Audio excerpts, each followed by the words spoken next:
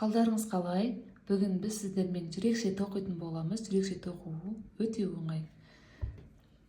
Менің бізімнің номері 2.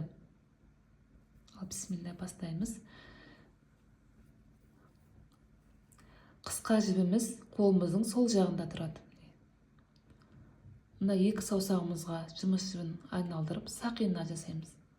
Сақина жасадық, не дөңгелек. Сол сақинаның ішінен жұмыс жібін бері шығарып, ілмек бізімізге іліп аламыз да. Сосын жұмыс жібін былай ұстаймыз.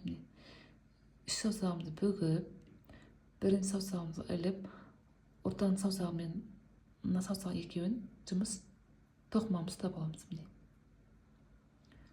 Шығарған жібімізді бір тізбек тоқып аламыз.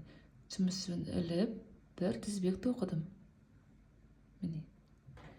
Енді осы сақинаның ішінен 8 баған тоқимыз, ілмексіз баған. Ол былай тоқылады. Маған өзіме былай ыңғайлы отыр. Қолыма киіп алам осылай. Енді осы сақинаның ішінен кіріп, жұмыс жібін бері шығарып, ілмек бізімде екеу тұр. Сол екеуін бірге тоқимын. Бірінші бағанымыз. Енді тағы да келесі 8 баған тоқимыз. Былай кірген кезде мынаның арасында кіруге болмайды. Осы екеуінің астынан өтіп барып, жұмыс жібін бері шығарып тоқимыз. Кішкене сақинамызды жинайық, қатты үлкен болып кетті. 2 баған болды.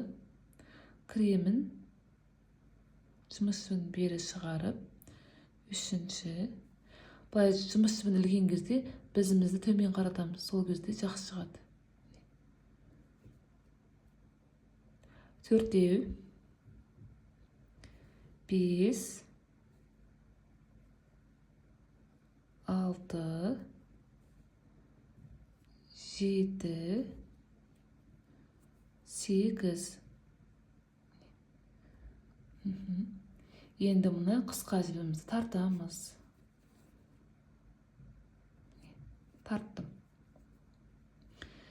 Келесі 2-ші қатарымызда біз прибавка жасаймыз. Прибавка дегеніміз бір жерден екеу тоқу. Бірінші бағанымызға кіреміз да, екі жерінен де, екеуінен де кірдім. Жұмыс жібін бері шығарып, ілмексіз, яғни столбик без накид тоқимын. Бірінші, тағы сол жерге кіріп, жұмыс жібін бері шығарып, екеу тоқыдым. 2 баған тоқыдым. Тағы да келесіне 3-ші баған, тағы сол жерден 4-ші баған. Сонда мен 8 бағанға 16 баған тоқимын. 5, 6, 7, тағы сол жерге кірем. 8, тағы келесіне 9, 10,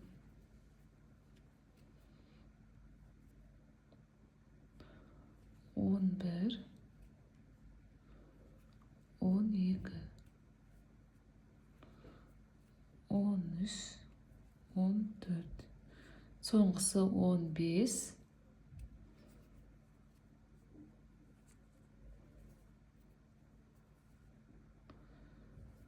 15, 16. Екінші қатарымызды аяқтадық. Енді 3-ші қатарда ешқандай прибавка жасамай, сол 16 бағанымызды айналдыра 16 баған тоқимыз. 1, 2,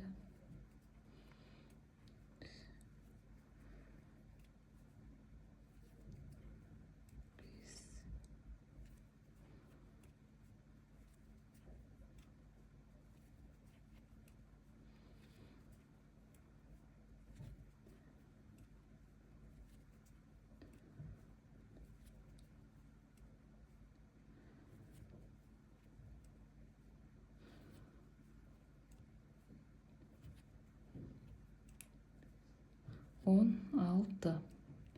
Міне, 3-ші қатарда аяқтадық. бірінші, екінші, үшінші қатар. Енді мен 6 қатар болғанша сол 16-ны айналдыра ілмексіз баған тоқимын. Тура жаңа тоқығандай. Сіздер өздеріңіз 6 қатар болғанша тоқыңыздар. Міне 6-шы қатарды аяқтадым. Аяқтаған жерімізді білуге болады. Міне біздің бастаған бағанымыз ғой, бірінші, екі. Міне былай жүрсеңіз, міне 6-шы қатарды аяқтадым. 1, 2, 3, 4, 5, 6-шы қатар. Бұл біздің неміздің бір жақ шеті. Бұны жібін кесіп аяқтап қоямыз.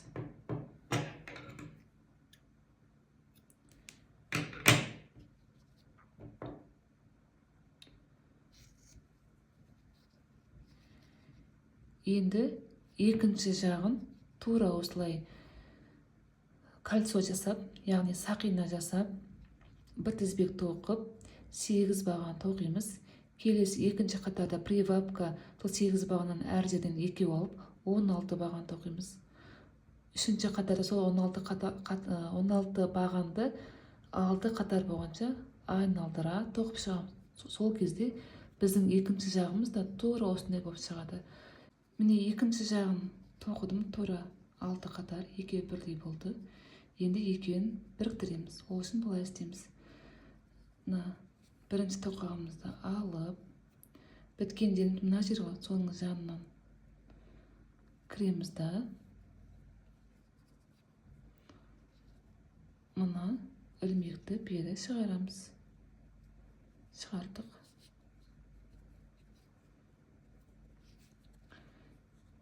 Бір тізбек тоқимыз, шығарып, біріктіріп. Енді келесі маған кіреміз, біткен жеріміз бірінші жағы бұл. Маған кірдік, енді маған кіреміз. Баған тоқимыз. Мына жібін тартып қояқ. Екеу болды. Үшінші и төртінші.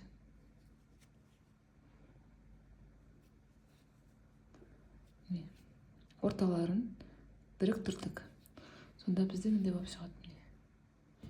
Жүрек болып шықты. Енді ары қарай айналдыра тоқимыз. Мынаған тоқыппыз, келесін тоқимыз.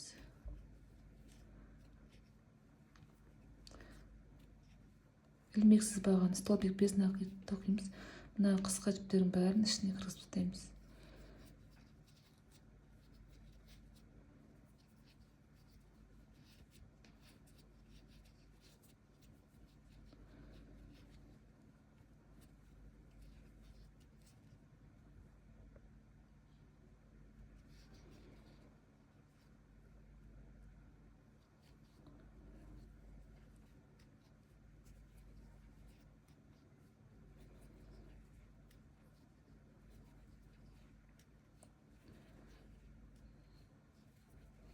Айналдыра тоқып жатырмын әлі. Ілмексіз баған тоқып жатырмын. Мына ортасына келдім, мына жақтан бастадым да, былай жай баған тоқып келіп, мына ортасына келген кезде былай қысқарту жасаймыз. Мына жерден кіріп, жұмыс жібін бері шығарамын. И тағы мына жерден, негізі мына жерден тоқығамыз, сонда да кіремін да, жұмыс жібін бері шығарып, қысқарту жасаймын, үшеуін. Менің бізімде 3 ілмектер, 1, 2, 3, сол үшеуін бірге тоқимын. Қысқарту жасадым, өйткені мына жерде бізде тесік қалмау үшін солай жасаймыз. Келесі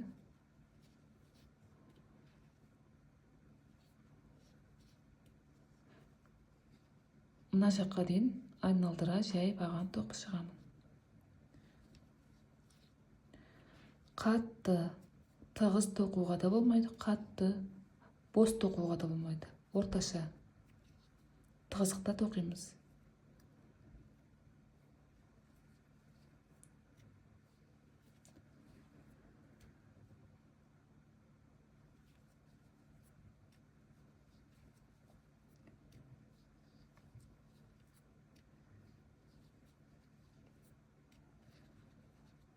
міне жаңа біздің бастаған жер мынау.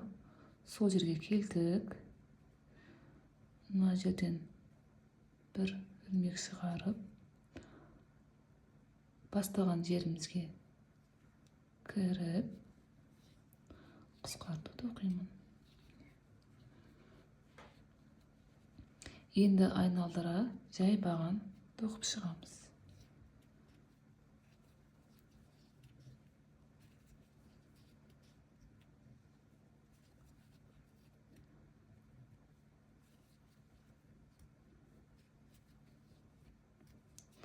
Айналдыра мына жаққа дейін жай баған тоқып келемін. Айналдыра тоқып келдім. Не, соңғысы қалды.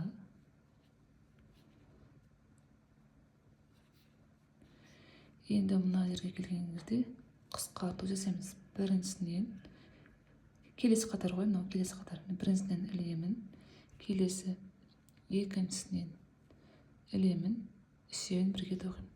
Бірінші қысқарту кетті. Енді ары қарай 1, 2, 3 жай баған тоқимын. Біріншісін тоқыдық. Екінші, үшінші қысқарту істейміз. Ілеміз біріншісінен, келесінен ілеміз, үшеуін бірге тоқимыз. Бір қысқарту. Енді 3 баған. 1, келесі, 2, 3 қысқарту.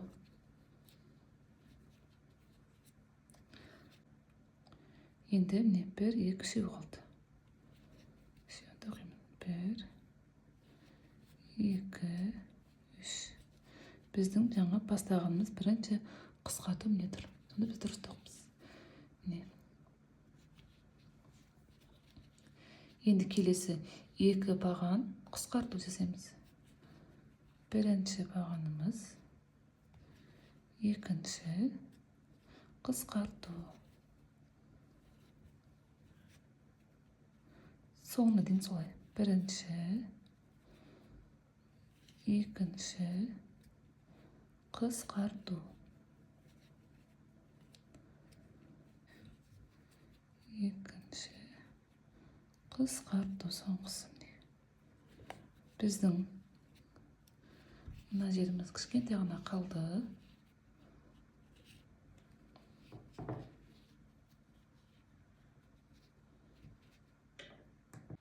Екі баған және қысқартуды тоқығаннан кейін біз мынаның ішіне мақтамызды салатын боламыз. Өте аккуратына саламыз.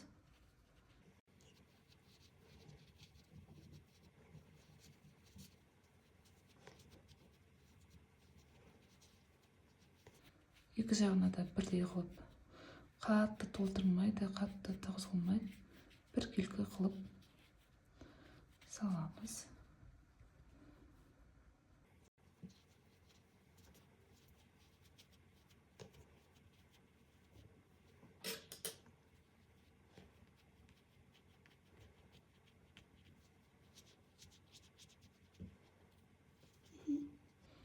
Осы жетеді. Қазір тағы да 1-2 қатар тоқығаннан кейін тағы салатын боламыз. Ары бетіне дейін толтырса, қазір бізге тоқу қиын болады.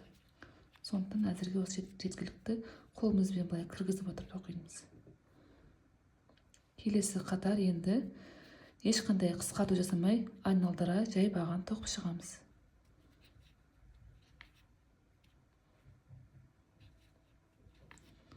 Мына артындағы мақтамыздікini басып, әпсі бері шығып кетеді.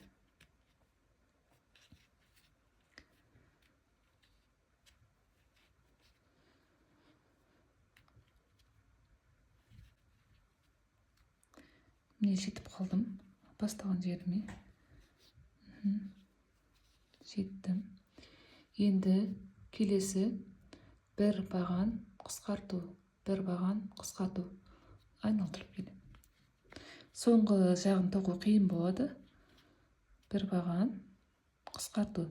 Біріншісінен ілем, келесі екіншісінен іліп, үшеуін бірге тоқимын. Қысқарту. келесі бір баған қысқарту.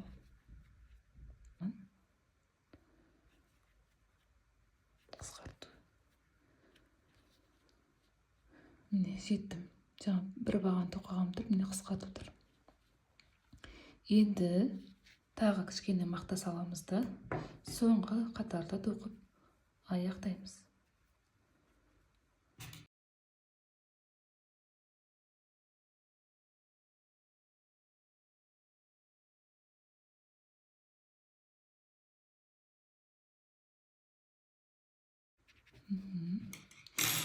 Енді соңғы қатарымызды тоқимыз.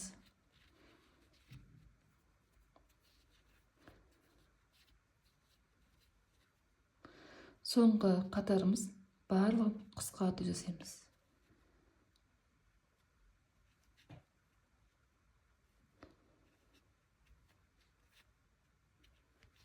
Бірінші қысқарту.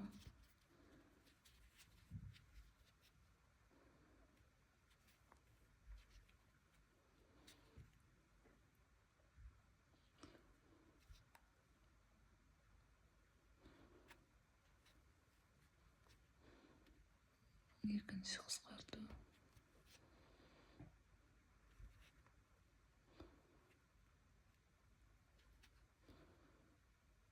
Үшінші қысқарту.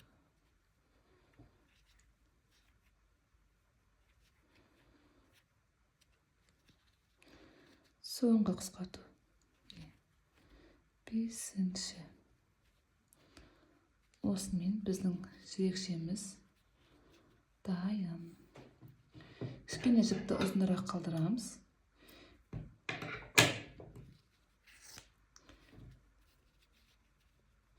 Енді ине арқылы мына жерін бекітіп, әдемілеп бекітеміз. Жібімізді инеге өткізіп бекітеміз.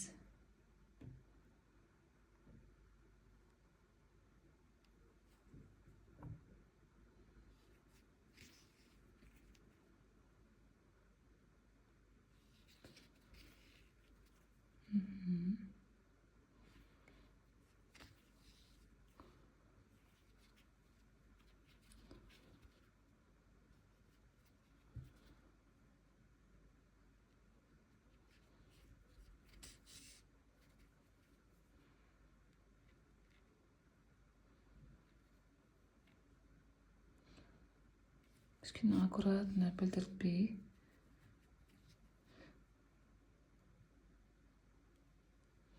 Мына жер аздап мындай үлкен болып тұрмады есігі. Сондай жерлерді кішкене бекітіп.